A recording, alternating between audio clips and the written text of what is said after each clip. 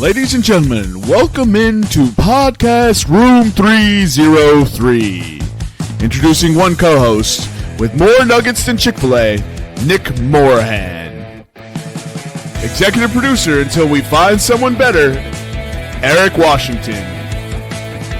Nobody really knows what he does around here, Nevada Putnam. And now, the single greatest thing to happen to hosting in history, Jermaine Antonio Colon Mendez. On with the show.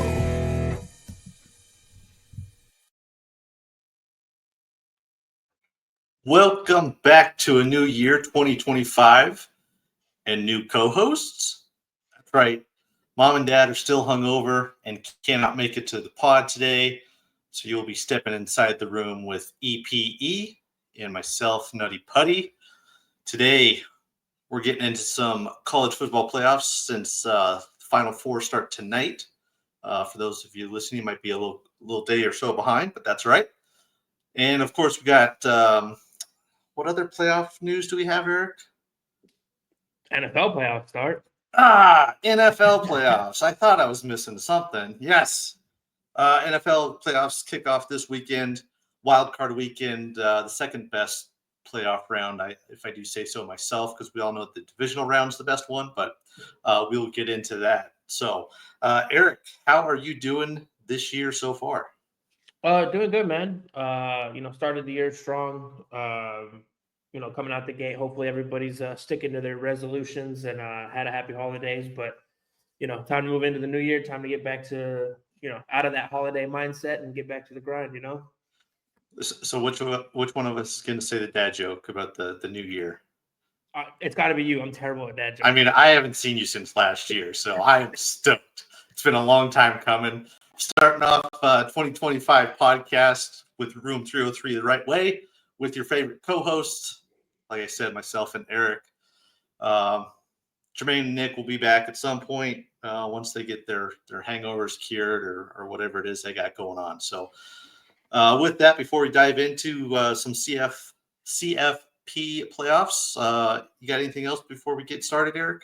Yeah, so just want to update, the roomies on some of the stuff that's going on. Obviously, we have the head-to-head, and that's going to continue, but we do have some changes coming to it.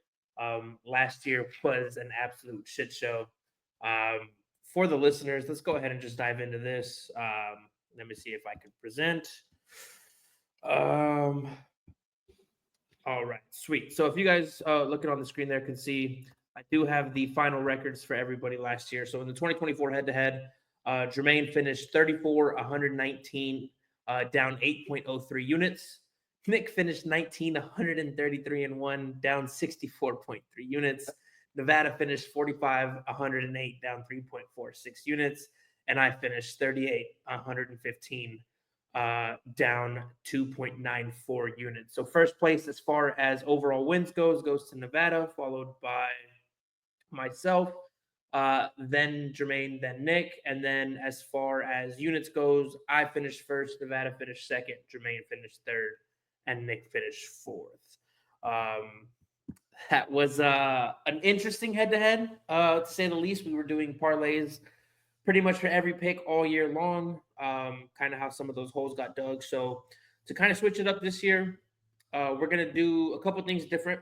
So now we're going to do single bets, and we're going to limit players to one parlay per month. The single bet limit is minus 150. So you can't put any bets that are have worse odds, I guess you could say, than minus 150. Now, there is an exception to the parlay rule. If a single member of this podcast opens up a lead of 10 or more units, those that are 10 or more units behind can put a parlay in one parlay a week in until they are within 6 units or 2 weeks of bets behind. So you won't see as many parlays coming in, guys. Hopefully that'll lead to better numbers and some more money in everybody's pocket. If you faded the podcast, you'd have a lot of money, but I don't know if people are fading us. You should. Clearly, we had somebody go 100. Let me get the right number here for you folks. We had somebody here go 119 and 133 on the season. So there's money to be made there if you're fading our buddy Nick. Now, do you Yeah, like? I do. Basically, what I took away from it is that Nick is going to have a lot of parlays here by the end of the month. Um, if Yeah. I hopefully new year means new betting results for the big guy, but man, it was how many losses? 119 on the season. 119. So to put that in Oh, I'm sorry, perspective, 133 on the season. 133. To put that in perspective, because I know we talked about it when did we make that bet? Like right around Thanksgiving or something. Yeah, right at the. So as far as modern era of baseball, the team that's supposed to lost, well, the team that has lost the most games in a season was last year Chicago White Sox at 121 losses.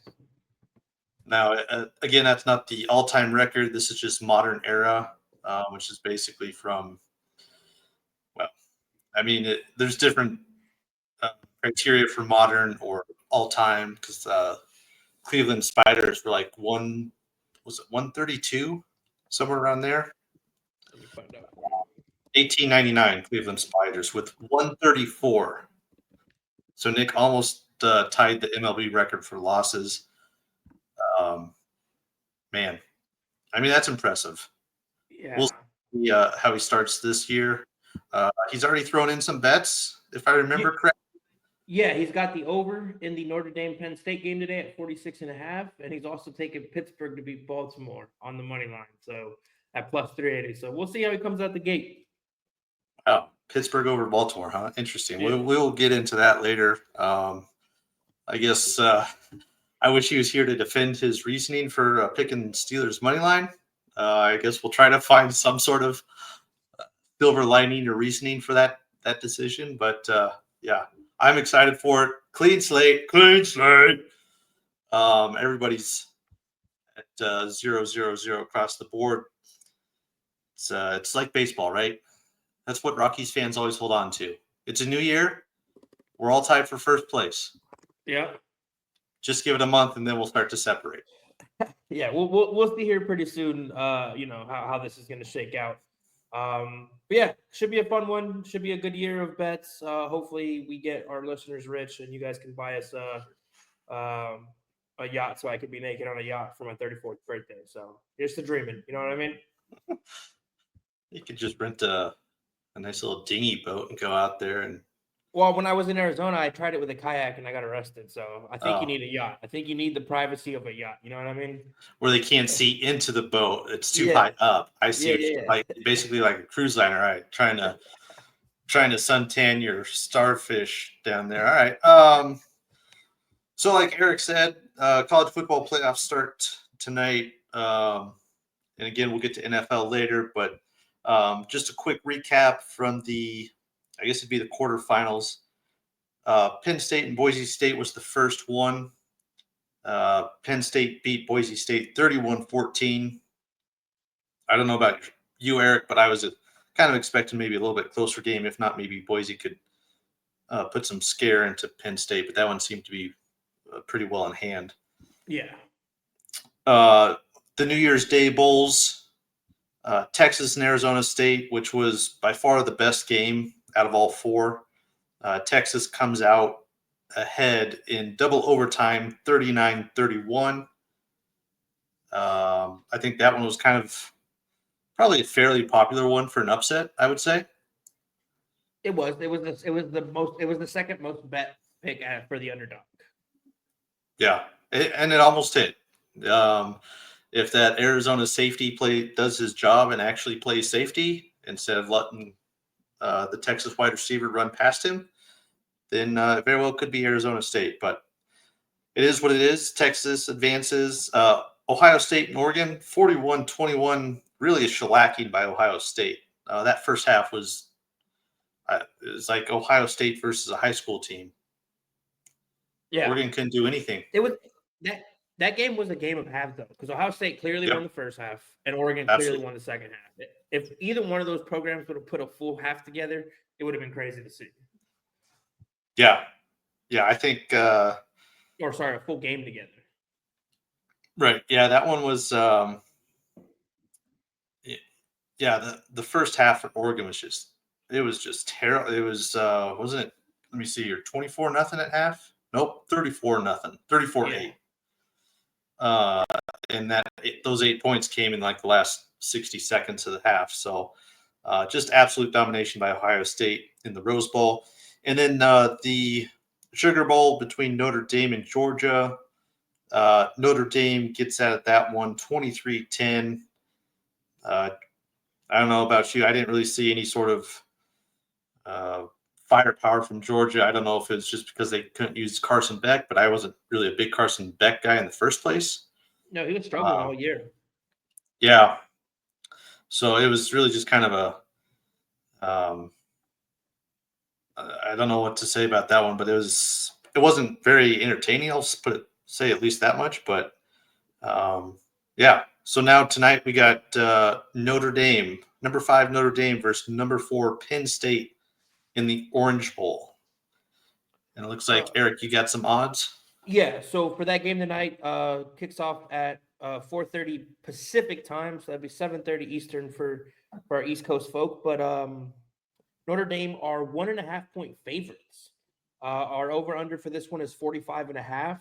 I think it moved a little bit because Nick's was 46. But and then if you want money line, they're both minus money. If you want Penn State money line, it's minus 102. If you want Notre Dame money line, it's minus 118. This is going to be an interesting game, man, because both of these teams are notorious chokers. Yes. So seeing who's going to suck the least is going to be interesting. I believe it was yesterday. Would you like to guess James Franklin's all-career record against AP top 5 teams? I know in 2017 he had 1, so I'm going to say like 1-8, 1-9. 1-18. God bless. That's wild. To put that in perspective, I don't remember the exact records for like Saban, Smart, and I can't remember the other one, but they were all at least 5 games above 500, and with 30 games each, somewhere around there. So James Franklin, much like Ryan Day for Ohio State, he's a good head coach. He's a good regular season coach. But when it matters against the top teams, the top talent, they just can't seem to get it done. All right, so just to circle back here real quick. So Nick Saban is 30-16 against top 5 teams in his entire coaching career. He's the 30 wins is 12 more than any other coach. His record against top 5 is the best percentage at 67%. He has the best win percentage. And he also holds the same title for the record against top 10 teams. He's 48-25 with a 66% winning percentage against top 10 teams, both of which are first place as well. So he has the leader for top 5 wins and top 10 wins. Crazy. Yeah, it's yeah, and that again, you might say, well, it's Bama, maybe it's cupcake games, but you got to remember that's against top 5 teams. Yeah, he played Georgia every year. He played LSU every year. He played Ole Miss every year. Auburn every year. Like, come on. Yeah. So obviously it helps to have a lot of top or 5-star guys backing up 5-star guys, but the baker's got to put the ingredients together as well. So, sure. And it was pretty much like a revolving door with coordinators there. Yeah, every year there's a new one. So as far as this Notre Dame Penn State game, any other thoughts on this game that you have off the top of your head? So I didn't know the 1-18 record. That scares the shit out of me. But I actually, so for my pick, I have Penn State winning this. And then to go with our podcasters, our hosts that are absent right now, Jermaine has Penn State and Nick has Notre Dame winning. So Nevada, you either lean Penn State or you split the podcast 50-50.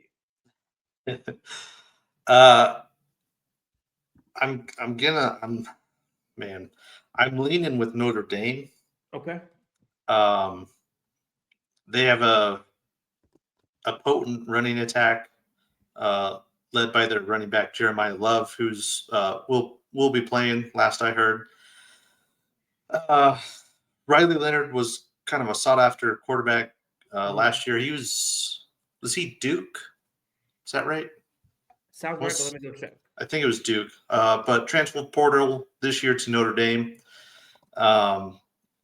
So really, is Penn State going to be able to stuff the run to the point where they can stop Jeremiah Love? Riley Leonard is a running quarterback first, more so than a passing quarterback. So if they can force Riley Leonard to throw the ball, then I think they've got a pretty good chance. Currently, Penn State ranks 17th in the nation on rushing defense, which obviously is very good. Again, they got to shut down the Notre Dame running attack. Last week, Jeremiah Love had a 98-yard touchdown run against Indiana. 98-yard rushing touchdown against Indiana.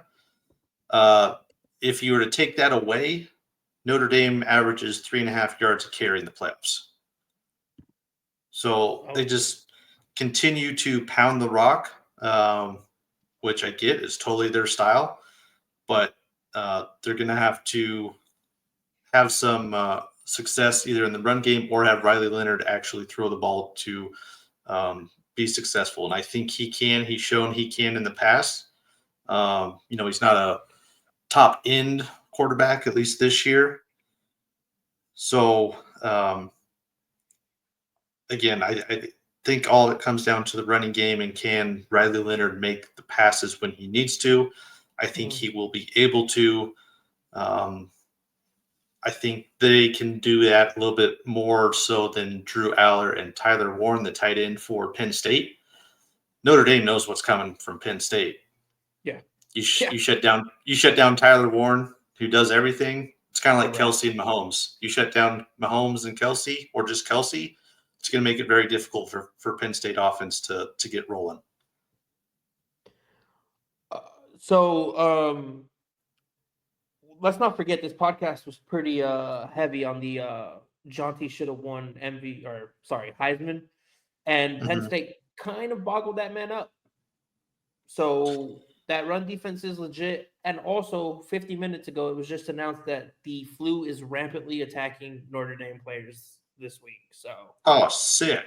They might have we might see some lower performances or some hindered performances, and some of the players are sick. So we'll see how that goes. Interesting. Well, something else to consider. The Notre Dame Irish lead the nation in takeaways this year with 31. And they're pretty even. 18 picks, 13 fumbles. So running it or throwing it, they're going to be attacking the ball to get the ball back to their run game. So I think this is a great matchup. The spread 1.5, basically just to pick them, and I agree with that. I think it could be right down the middle, 31-30 kind of game. Maybe not that high scoring, but something along those lines. Let's see. The over is 45.5. If you're thinking 31-30, might as well take that over. No. I ain't doing that. I think that this is going to be a defensive game for sure. Kind of a older school. If Notre Dame does it their way, it's going to look like the Georgia game, where it's going to be a 23-10 sort of game. What you just said, though, let's see. Do they have turnover stats? For bets? Yeah. I didn't look that close to see if they did. I know they do in the NFL, where they have picks thrown by quarterbacks, but I haven't looked that close to see if there is or is not for looks like they don't have college footballs. Let's see, game props. Yeah, it doesn't look like they're gonna have that, dude. What a tragedy. I was gonna say Notre Dame takes the ball away that much. Definitely bet a Penn State turnover. It's gonna happen. Yes. And I remember seeing when they were playing Georgia, I don't have the stat in front of me. I just saw it during the telecast. When I'm pretty sure they were first or second in the nation of Notre Dame was points off turnovers. So when they get those turnovers, they capitalize on it. I want to say could be thinking of a different stat, but maybe Army was in front of them. I know the Army was in front of them for some reason, but they do capitalize when they get those turnovers, and that's huge in playoffs. NFL, college football, you get the ball on a turnover, go down and get 7 points. That's massive. So fun game, 45.5. Man, I think I might go with the under. So Penn State's offense might not stutter as much as Georgia's did without Beck, but I like the over. I like the under on this one too, just because it's gonna be a more defensive game, in my opinion. But you never know, man. Football is a ridiculous sport, dude. You have teams that have amazing defenses and give up 31 points and lose 31-9. Whatever. We're not gonna get into that, but yeah. So you're sticking with Notre Dame for sure, right? Even with the flu. I mean, yeah, the flu's not exciting, but I haven't heard anybody being out. They'll probably get pumped full of whatever weird stuff they can throw in an IV to get through a half, and they'll probably get a bunch of fluids at halftime as well. So, I mean, maybe the third quarter might be kind of a fun one to bet for points scored. Everybody knows how they're feeling. Everybody gets IVs. They're feeling like $100 all of a sudden. They're like, let's fucking go. Yeah, that might be a good one.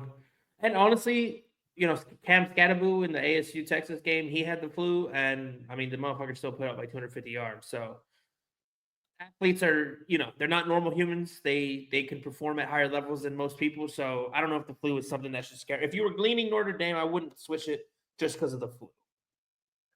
Yeah, obviously that has been a thing that's been going around. It's been going around here. I'm sure it's going around the nation. But I don't doubt that it's not going to be that big of a deal. Like I said, when you're at that high level of athletic programs and pros, they got the meds and the IVs. They know what to throw in your body to make you work for 3 or 4 hours. So I'm excited for this game. I think it's going to be great, though. Yeah. All right. Moving into tomorrow's game, which will be the last of our semifinal. Ohio State is playing Texas. Ohio State are 6-point favorites. The over/under is 53.5. If you want Ohio State money line, it's -20. It's -225, and if you want Texas money line, it's +185. So to go through the podcaster picks here, Jermaine has Texas, so he has a Penn State Texas college football final.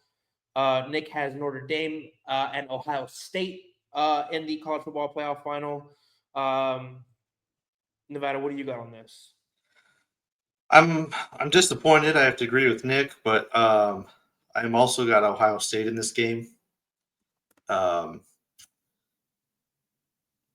will say my side first, so that way you can say why your team's got it. But Ohio State, the offense, it's got weapons everywhere. I think the only place they don't have a weapon is maybe tight end.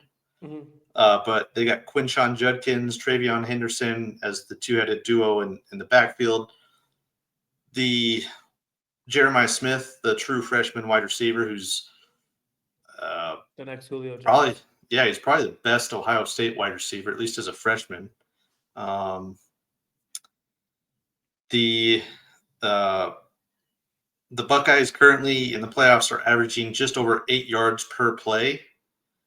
And Will Howard, the quarterback, is throwing 11.5 yards per attempt.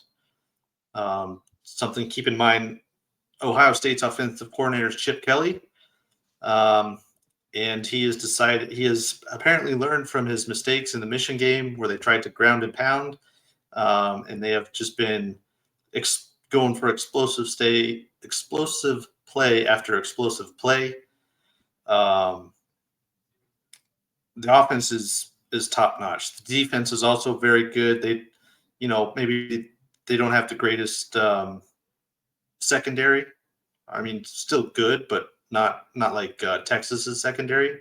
But when you got Jeremiah Smith, I'm going to get his name wrong, Igime Ibuke, Buka. I mean, those are two number one wide receivers. Obviously, Texas got a good secondary, so I think it's going to be a good strength on strength battle. Texas has got a very good defensive line, probably the best in the nation. Second best. Second best. All right, fair enough. Uh, I'm curious what kind of Quinn Ewers we're going to get, because he's shown he can throw them to wins.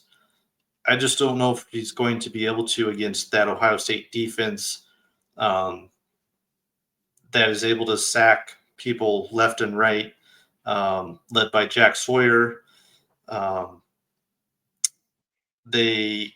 Ohio State ranked third in the nation with 47 sacks, and they have a stout D lineman in Caleb Downs as well, or I'm sorry, DB. So I think it's going to be great. I think Ohio State can be exploited in the middle with Helms, the tight end for Texas. Absolutely. Running the same routes and crossing routes. I think that'll be big. It'll be interesting to see how Ohio State adjusts. Texas has also very good wide receivers. Blanking his name, the wideout on Texas who's always hurt. Bond? Yeah, Is he's playing. He's good to go? All right. Yeah, he's good to go. So it'll be interesting to see how Ohio State flips over to try to defend Helms, because, like I said, I think the middle can be exploited.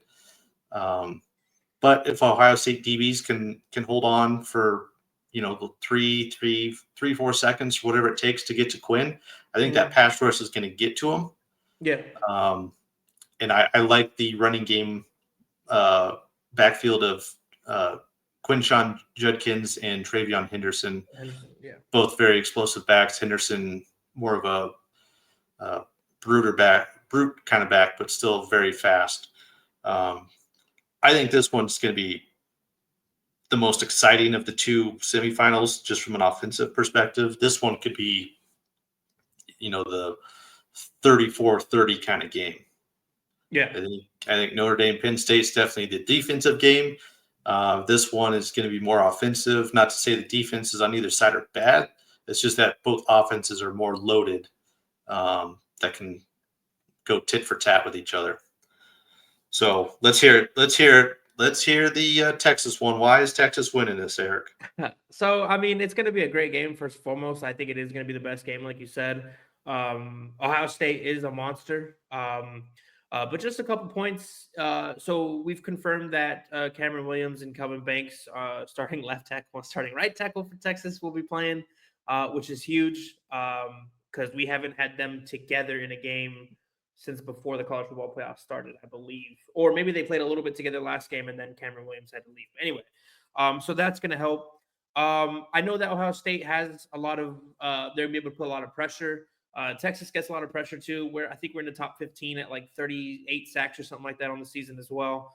But that's, Sark, the genius that is Sark. I know he'll have tight end screens. He'll have some screens with blue, just to get those guys the ball quickly and let them make open field plays.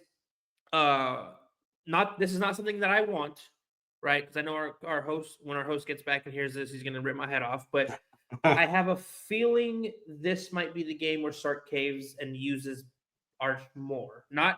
Don't bench Quinn by any means, but I think he uses him more just to keep the defense on their toes. Okay. So again, I don't think Arch should play. I think Quinn has earned it, deserves it, and he should see it all the way through the end. But in a game like this with a monster like Ohio State, anything you have to your advantage, you should use. And Arch Manning is an advantage that you should definitely use. And then to the point, the wide receivers of Ohio State, yes, they are amazing. Jeremiah Smith will probably be the first wide receiver taken in 2027. Egbuka will probably be a top 3 wide receiver taken in this draft if he decides to leave. I know he was supposed to leave last year, but he didn't. But on the flip side, on the other end, we have the corner of the year in Barron. So we have an amazing secondary. We are secondary U. I know all these other schools try to pretend like they're secondary U, but it belongs to Texas.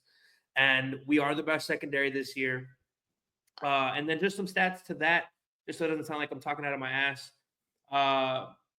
We actually have only allowed 8 passing touchdowns this year and an average of 166 yards a game, right, through the air. So our secondary is lit. This is not an average secondary. This isn't even an SEC secondary. This is probably, wide receiver room. This is probably the best wide receiver room we've seen in a little bit. But I think Texas can edge it out as long as we don't have that typical second, third quarter dry run that we always have. We like to build up a lead, go drive for the second and third quarter, and then have a crazy drive in the fourth to put it away. That recipe seems to be played out. Hopefully, we can just keep it rolling. I think the over hits the 53.5, and I think Texas covers +6 and wins. There's some other stuff that I had written down here as far as we have our own two-headed monster at running. We have Matthew Golden, Isaiah Bond, and we have a much better tight end. Our offensive line has pros all over it. I'm sure their offensive line has pros all over it as well. But this is probably going to be the best playoff game, I think, of the whole playoff. So we'll see. So, sorry, I just want to ask you this question about we're talking about the secondary for Texas. Yeah. I think you said 8 touchdowns for the year, 166 yards a game, stuff like that. Uh-huh.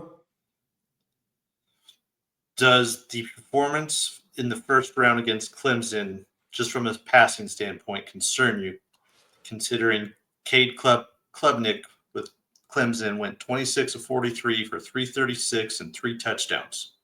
Yeah. So, obviously our secondary has been a little choppy because even Arizona State had great numbers against us. It took us to double overtime. But one thing I will say, Texas, for some reason, if you watch any of their games this year, they play to their competition, which is something that teams great teams do that I hate. I hate when teams do that. Just be good, be great all the time, even if you're playing a shitty team. I think the stakes were higher. So yes, we got, touched up a little bit, but I think we'll be okay. I think Jahdae Barron is an animal.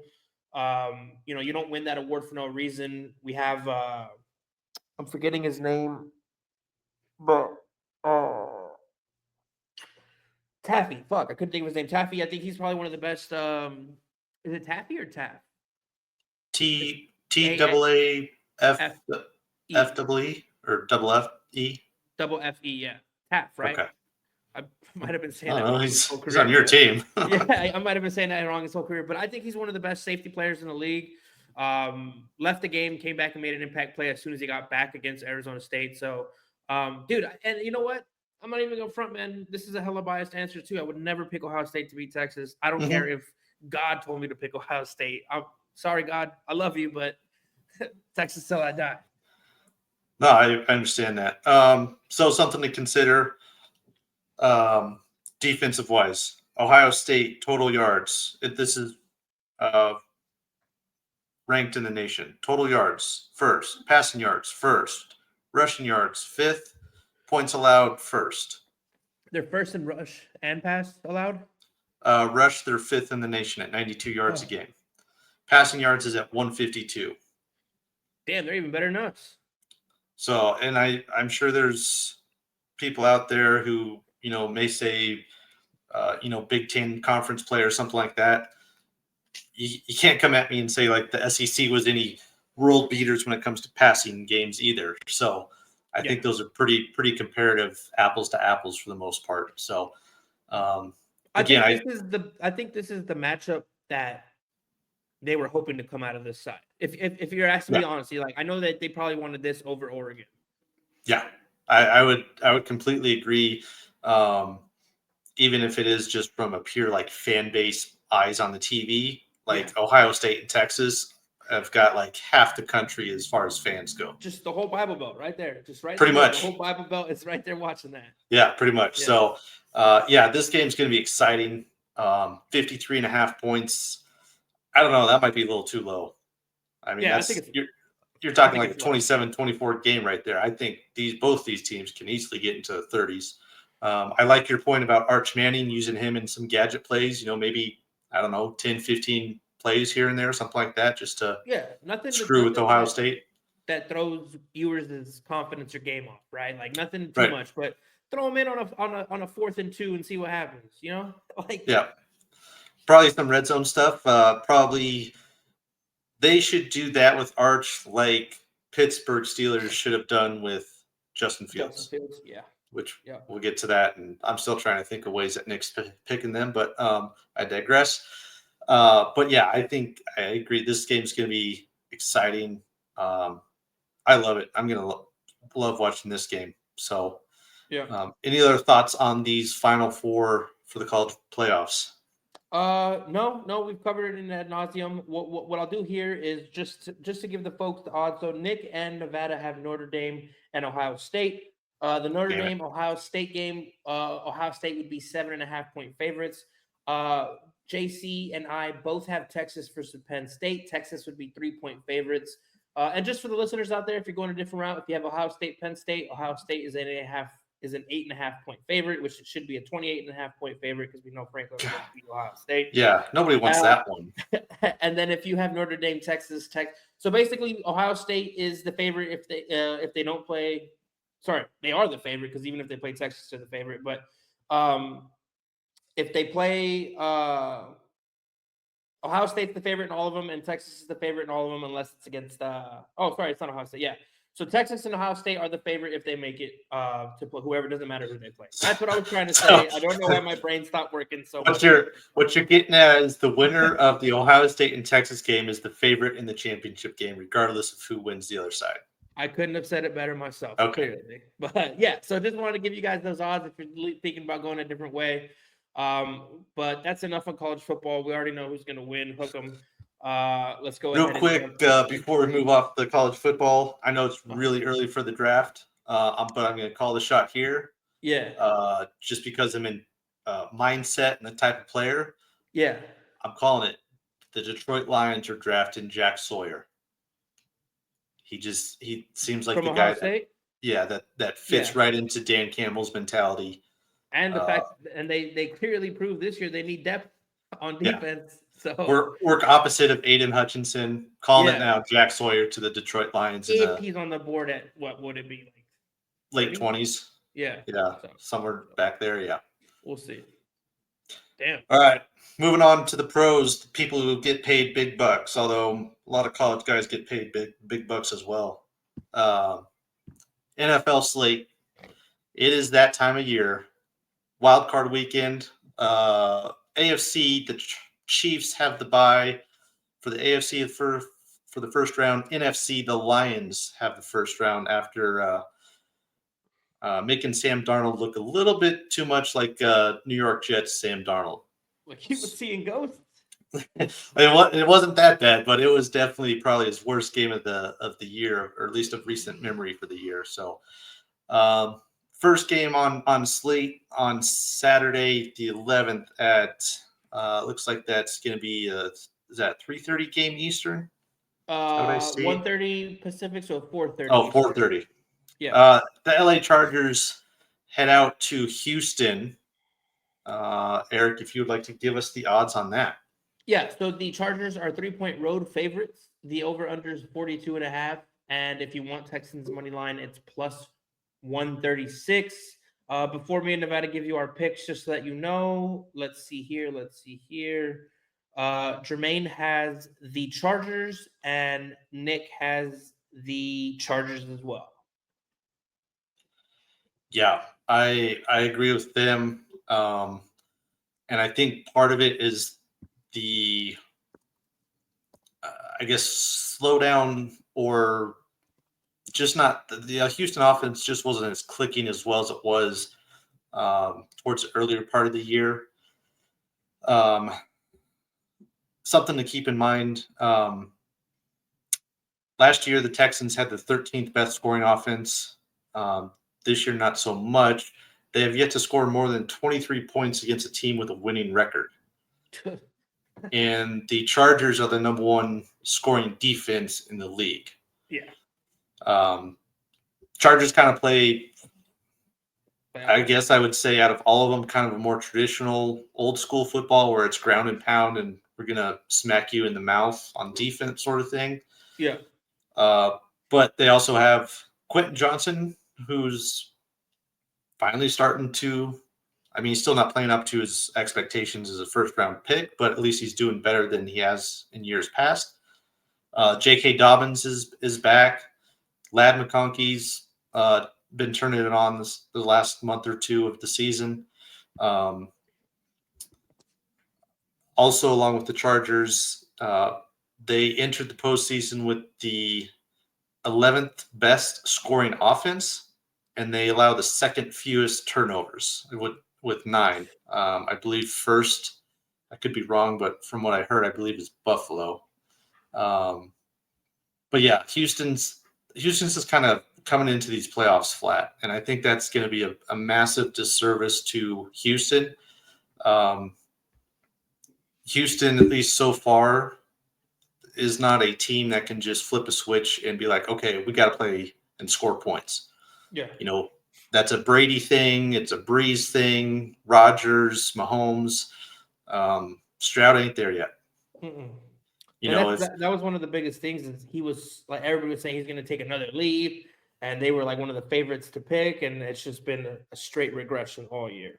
Yeah, it's me and Eric talked about it when we did the podcast late last year, but when you start off your career so high like Stroud did, there's probably going to be a dip, and it seems like most rookies they're pretty inevitable that they're going to have some sort of sophomore slump. Yeah. So it's frustrating. I would be more confident in Houston if maybe they were losing, 34-30 kind of games.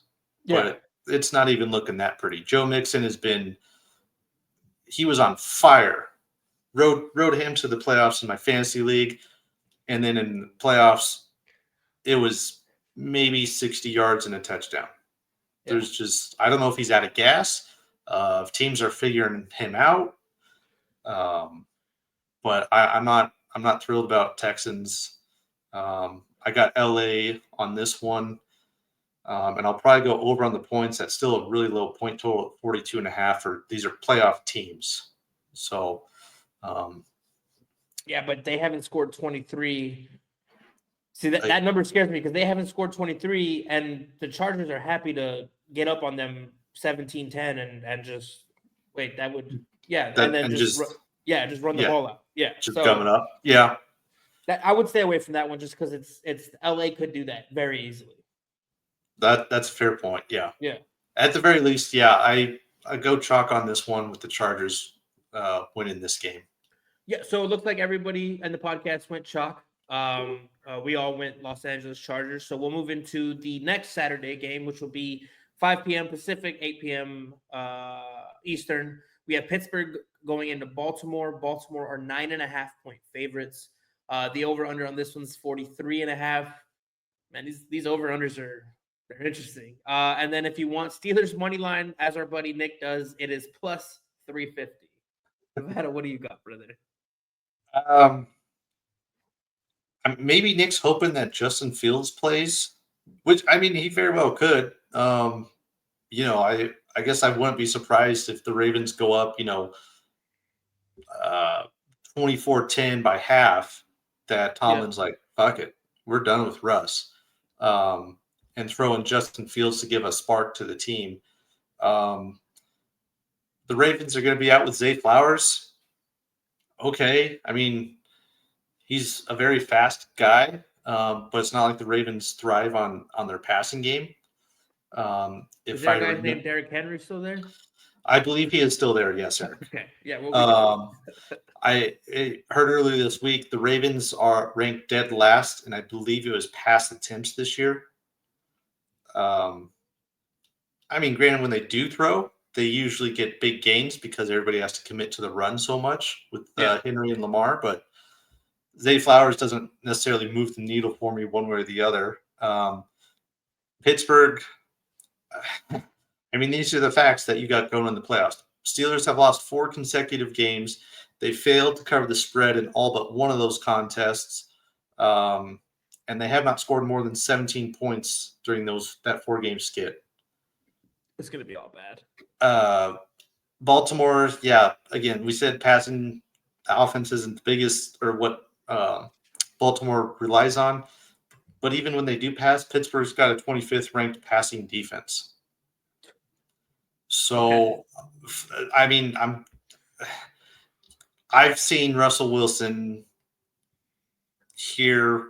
Everybody's seen the rapid decline the last month in Pittsburgh. This is if Russell Wilson takes every single offensive snap, this could be a very ugly game where it's not only will Baltimore cover the spread at 9.5, they might cover it at 14.5. Yeah. I think they got to get Justin Fields in there, and it very well could be a change at halftime, maybe even in between first and second quarter to give the Steelers a spark. George Pickens hasn't done shit. We saw last game against Cincinnati. It was like 6 targets. I think he dropped 3 or 4 of them, 1 catch for 0 yards. So, unless maybe the weather's so bad where it's slobber knocker kind of game, but if that's the case, he goes even more into Baltimore's favor because of the ground and pound, and their defense has improved over the last month or so. They're not the leaking sieve in the secondary that they have been. They're starting to figure that out a bit. Maybe Nick's hoping it comes down to a kicking game where, I guess I would trust Boswell over Tucker more this year, but I don't count on that. No. Eric, do you have anything else to convince me to go with Pittsburgh? I picked Buffalo. Maybe that might sway you. Or sorry, Baltimore. Maybe that might sway you. But no. I think this is the one time where I wish the Bengals would have made it instead of Pittsburgh, because Joey B against this team would have been way better to watch. In my opinion. It probably would be the game of the week. Yeah, but it is what it is. It's not the playoffs that we got. So for the AFC divisional, I'm assuming you're picking Baltimore. Yeah, you haven't. You've been leaning Baltimore the whole way. Cool. I say all that to say, Baltimore. So in the AFC divisional, Jermaine has Kansas City versus Los Angeles Chargers and the Bills versus Baltimore. Me and Nevada have the same exact lineup. The only difference is Nick has Kansas City versus Pittsburgh because Kansas City plays the lowest seed left, and Buffalo versus the Los Angeles Chargers. Which game between the Chargers and Texans and the Steelers and Ravens is more of a lock? The Chargers or the Ravens? I think I might lean Chargers just because the Pittsburgh-Baltimore is a divisional game, and you never know how those can go. But Pittsburgh's been playing so bad. That's the thing, man. Pittsburgh's playing so bad. And it's like, part of me wants to use the excuses. This is a Mike Tomlin-led team, and he's not going to have these guys show up and get smacked 34-0. But it could very easily happen because they're just not a good football team right now. They're disheveled. Their running game is weak. Their pass game seems to be non-existent at this point. Like, I don't know. Yeah, I think the Chargers have a much better chance of winning than. I think the Ravens have it's almost guaranteed. As to where the Chargers, there's some negotiation there to see if the Texans can win that. Yeah, I think if they had a different offensive coordinator other than Arthur Smith, who's about as creative as a brown bag, then maybe there'd be something. But Steelers or Ravens for me on that one. All right, moving into and then I won't have any say on this just because this is definitely your team. So Sunday's first game at 10 a.m. Pacific, Denver's heading into Buffalo. Buffalo are 8.5-point favorites. The over-under is 46.5. If you want Broncos money line, it's plus 340. Just for the podcast listeners out there, I'll say this: everybody has picked Buffalo except for Nevada. He hasn't given us his pick yet, but Nevada, go ahead and take it away. I'll rip the Band-Aid off. I think Buffalo wins this game. Okay. I don't think there's really, and this is kind of the dangerous part of picking Buffalo. There's no expectation that the Broncos win this game. Yeah. And we know how dangerous that can be for teams that are decent to good, and people count against them or say they don't have any business winning this game, especially in the playoffs. Teams get really dangerous when it truly is us versus the world. The Broncos have a very good pass defense and blitz defense. They were number one in the league in sacks at, I believe it was 63 for the year. Nice. The only problem is Josh Allen has been MVP level this year. He doesn't take sacks. He doesn't turn the ball over. I think for the year he's had 8 turnovers, which includes fumbles and picks, compared to, I can't remember how many combined touchdowns he has this year, but I'm pretty sure it was in the at least very least high 30s, if not 40s. The other thing that could be 28. mentioned, just 28 That's passing. 28 and 6, yeah. All right. Sean Payton, we've seen it in the past. Sean Payton in the playoffs, he doesn't care. He will pull all strings. We've seen it. I mean, in the Super Bowl coming out at halftime. Here's your onside kick. Keep the change. I don't doubt that the Broncos are going to have some wacky plays here and there. I just don't know how you slow down the combination of Josh Allen, James Cook, and then Kincaid and Dawson Knox in the tight end position. None of the wide receivers are concerning or scary. Even if they are, you got PS2 to shut down whoever you want to shut down. Riley Moss can take the second wide receiver, and then our slot cornerback, Jaquan McMillan, has been a very good slot corner this year. So can they be able to, if they're going to win this game, the Broncos, they have to get to Josh Allen, which is easier said than done. The Bills, I think, will Bills at some point in this postseason. Every year is their year, feeling high and mighty, and all of a sudden they fall flat. I don't think it's this year or this round. As far as the spread goes, Broncos are tied for the league lead in covering the spread at 12-5. The only game they've lost more than 8 points by was against the Ravens when they got smacked 41-10. Other than that, they tend to be very good at covering the spread.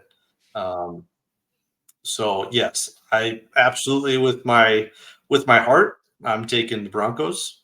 But again, no expectations. Rookie quarterback, still kind of learning the offense and growing.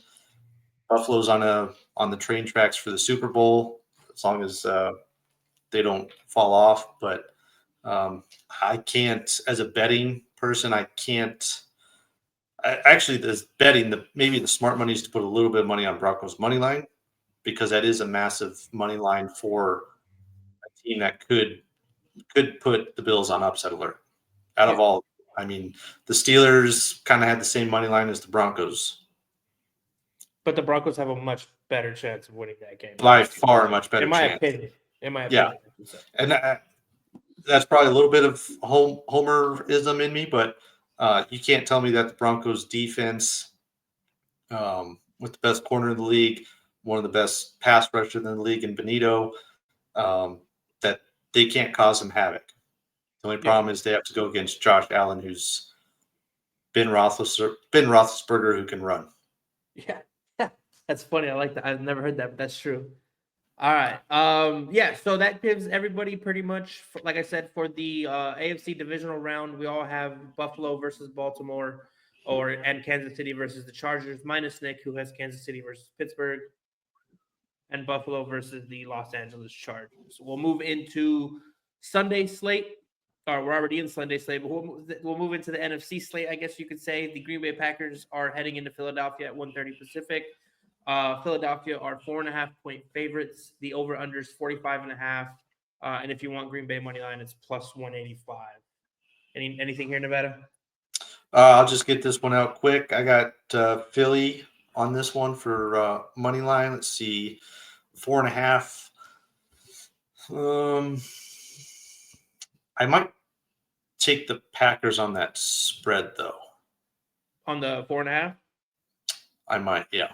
But as far as money line, I got Philly winning this one. Some notes about this game. Jalen has been practicing. I believe is cleared. Concussion protocol will play. We are not sure about Jordan Love yet, but I think LaFleur said it's going to take an act of God for him not to play, right? Yeah. So quarterbacks going into the game questionable on some concern or injury concerns. Outside of that, I just think from where we were week one and where the Packers were week one, I think the Eagles have just made a lot more progress. Pretty unanimous on the podcast here. Everybody has picked Philadelphia to win this game. So we don't have to dive into that. We'll move into the next one. Well, real quick before you move off on it, are you concerned about the Eagles' slow starts in games? No, because we've also been the highest scoring second quarter team in the league. That might have switched a little bit now with Detroit. I know they had the second and we had the third, or we had the second and they had the third, something like that. But no, I'm not concerned with it, especially because playoff football is based on two things: it's can you run the football and can you stop people from running the football, and that's what Philadelphia does. So, yeah. Well, are you concerned? Are you concerned? Are you throwing some negative energy this way, Nevada? I am a little concerned in the sense that the Packers don't have, outside of like Josh Jacobs inside the red zone, they do not have a guy who's like the guy. Yeah. They have five guys who are guys, not Yeah. the guys. So it concerns me in the sense that at least two of those guys are going to be covered by the two rookie corners in Cooper DeJean and Quinyon. They've both played very well this year, no doubt about it. But then you got to worry about Tucker Kraft and what's Musgrave? Musgrave, yeah. Musgrave for tight ends. So I still am. I got Philly winning the game, but it may be a good bet. I'm pretty sure they have this to bet Philly to win coming back in the game, because I could see the Packers going up early 10-zip, 13-zip, something like that. Yeah. And then Philly starts to get momentum going and starts rolling, and are just able to convert. So that's like my one concern. I don't think they get down 20-0 or something like that, but I think it'll be two possessions. They might be down before the Eagles can really start going and probably get Barkley going. But once that Barkley train is rolling, dude, it's almost impossible to stop. Yep. That O line should win the MVP award. I don't care what everybody says. That O line should win the MVP award. The dude was just walking. Anyway, it doesn't matter. I'm not going to sit here and. How about the Ravens offensive line? Because I remember we were trashing the Ravens offensive line in the preseason shows about how they had a bunch of nobodies, and here they are, certainly top 5 in the league in rushing. Well, yeah, we got to give them a little credit. I was going to say something negative, but honestly, if you're in the league and you're blocking well, hey, hats off, dude. Yep. But yeah, so unanimously, we all picked Philadelphia. Please God. And then the afternoon game or the night game on Sunday, Washington's heading down to Tampa Bay. Tampa Bay are 3-point favorites. The over-under is 50.5. And Commanders' money line is plus 145. What do you got, brother? So this will be a rematch from week 1. Tampa beat Washington 37-20. As we all remember, can't say there was anything exciting really across the league rookie-wise, at least for quarterbacks. It's safe to say Jaden Daniels has come a long way since week 1. The Bucs have the 29th ranked pass defense in the league. Obviously, Jaden Daniels is quite dangerous and explosive. He's had 4 game-winning drives just this year alone. That being said, the Manders have the 28th ranked rush defense. So Bucky Irving could cause some issues for the Manders. Baker Mayfield's going to Baker Mayfield. I don't know if he's going to be week 18 Baker Mayfield where he went nuclear. This may be more of like a traditional one where it's, 3 touchdowns, 2 picks, 4 touchdowns, 2 picks, something like that. But again, Jaden Daniels, Cliff Kingsbury for the OC, I think they'll scheme some stuff up that'll help them out quite a bit. I'm going to take the Manders money line on this one. You got the Commanders. I see this one as a pretty close one. It'll probably come down to the fourth quarter. And again, like I said, four game-winning drives this season alone for Jaden Daniels. It's got it rolling. So I'll take the Manders on that. So pretty much the podcast went Manders. Everybody took the Washington to win this game. They did? Damn it. Yeah. And then one of the reasons why I picked it, Jaden Daniels was had the most attempts for, I think it was like under 10 yards on outside the numbers. It's a very specific stat. But he led the whole league by a large margin, and it's the area that Tampa Bay struggles the most to cover. So where he excels at the most is where Tampa struggles the most. And it's not a good combo. It's not a good combo. I wasn't aware that Washington's run defense was so bad. I should have been, seeing how Saquon ran all over them twice. Yeah. But everybody went Washington. So we'll move on to the next one. Moving into the last game of the wild card weekend on Monday night, Minnesota's heading west to play the Los Angeles Rams. The Vikings are 1.5-point road favorites. The over-under is 47.5. Both are minus money line. Los Angeles minus 102, Minnesota minus 118. Who do you got, Barry? Man, I hope I don't pick what Nick and Jermaine also picked. But this one, long story short, I got the Rams on this one. Okay. I think was that a little smirk? Did they pick the Rams as well? No, we all picked Minnesota. You're the only one going. Oh, okay. Yeah. I think the Rams, who sound like they're probably going to play in Arizona. That's what probably lean into would be my guess. Because of the fires? Yeah, because of the fires. Yeah. I can't imagine the NFL is going to gamble with the fires being that close. But regardless, I think the Rams get this one.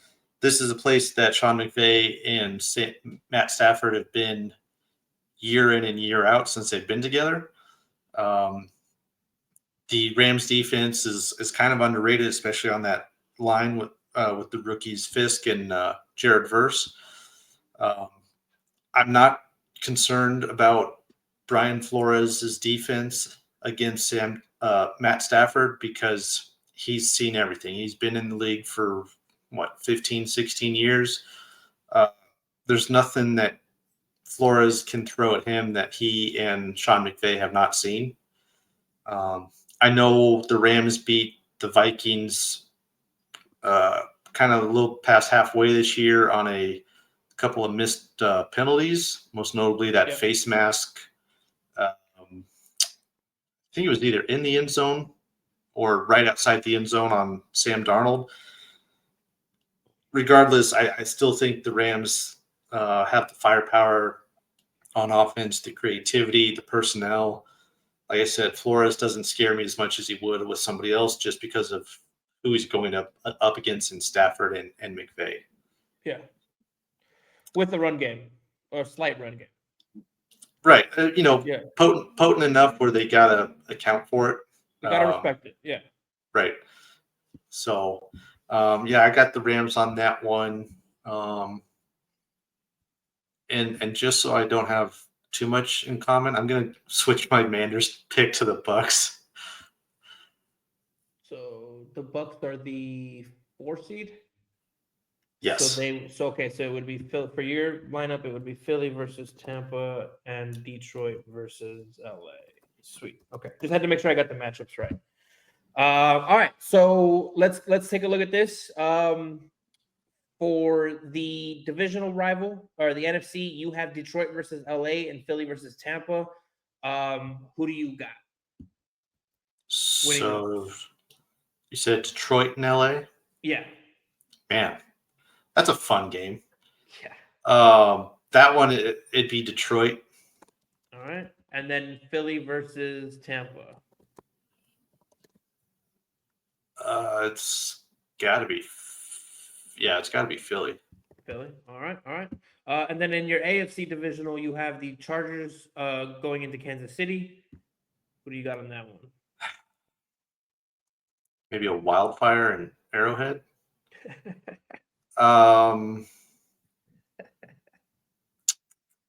Let's see, and then Buffalo and Baltimore. And Buffalo, Baltimore. Yeah. Man, I'm gonna go. I'm gonna go with the Chargers. All right. And then Baltimore and Buffalo. That'd be in Buffalo, correct? It would be in Buffalo. Yes. They are the higher Yeah, seed. yeah. Let's give the people what they want. Let's go with Buffalo, Buffalo. All right. All right. which will also be. I thought you were going to give them the Harbaugh Bowl. I thought that's what you were saying. No. All right. So let's do this really quickly. I'm just going to go through everybody's picks and then we'll get to the Super Bowl. So Jermaine has Detroit versus Philadelphia in the NFC Championship and Buffalo versus Los Angeles in the AFC Championship. Nick Good has choice, Detroit Jermaine. versus- I like that AFC Championship team. Nick has Detroit versus Philly and Buffalo versus Pittsburgh in the AFC Championship. What in the hell? He has Pittsburgh beating Kansas City. And then Nevada has Detroit versus Philly and the Chargers versus Buffalo. I have Detroit versus Philly and Buffalo versus Kansas City. Let's get to Super Bowl picks. So for the Super Bowl, Jermaine has the Chargers playing Detroit.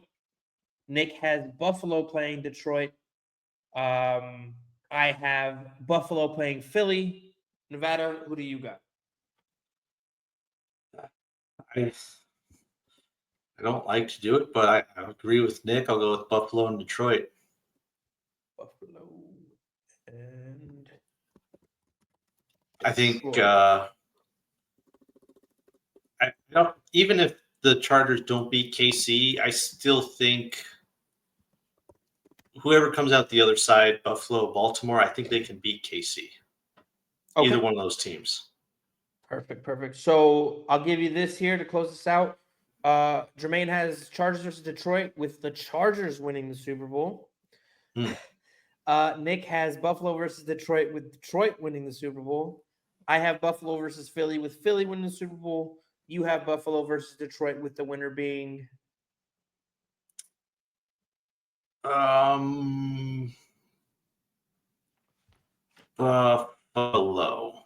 Buffalo. All right. I'm just trying to think of all the Detroit guys who could come back from injury. A lot of them are. Apparently, the homeboys could make it if they play the Super Bowl. Hey, Hutchinson. That's who I was thinking because Yeah. I know he had that tib-fib fracture. David Montgomery's supposed to be coming back this week. Yeah. So they're kind of getting healthy at the right time, but even if they don't, does it matter for them? They keep rolling. They are a scary team. Not a scary story, but they're a scary team. No, okay. But you got Buffalo? Yeah, I'll take Buffalo in that matchup. Buffalo, Detroit. Nice. So we managed to get 4 different answers. Jermaine has the Chargers, Nick has the Lions, you have the Bills, and I, of course, have taken Philadelphia. That will never change. But yeah, ladies and gentlemen, that is our overall football playoff bracket. We had college football, NFL playoffs. We should have our hosts and our co-hosts back soon. Hopefully, some episodes with the whole cast coming here shortly for you guys. But any last takes for you, Nevada? Yeah, you've heard all the Super Bowl picks, so enjoy the Ravens versus the Buccaneers in the Super Bowl. The ones nobody picked. Fantastic. Yep, exactly. All right. Ladies and gentlemen, thanks for stepping down stepping into the room with us. Go check out our sister podcast, Revenge of the Pod. They are Revenge of the Pod on all socials. We are Podcast Room303 on all socials. Hit subscribe, listen, follow, love us, win a bunch of money, fade us, whatever you guys got. But thanks for tuning in and have a great rest of your weekend, folks. Bye.